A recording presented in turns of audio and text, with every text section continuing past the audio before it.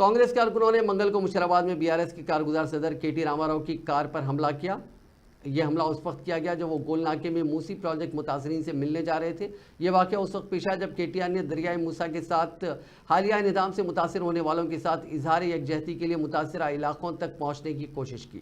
ज़राए के मुताबिक कांग्रेस कारकुनों ने मुशीराबाद में केटीआर की गाड़ी को रोका और उस पर हमला करने की कोशिश की। सिक्योरिटी एहलकारों और बीआरएस के हामियों ने हमले को रोकने के लिए मुदाखलत की, लेकिन कांग्रेस के मुजाहिरीन ने अपनी हरकतें तेज़ कर दी। यहाँ तक कि कुछ लोग गाड़ी पर चढ़ गए और जारहाना अंदाज में मुजाहरा किया। बिलाखिर बीआरएस के हामी हमलावरों को पीछे धकेलने में कामयाब हो गए, जिससे केटीआर को अंबरपेट में तुलसीराम नगर जाने की इजाज़त मिल गई, जहां उन्होंने मुतासरा रिहायशियों से मुलाकात की।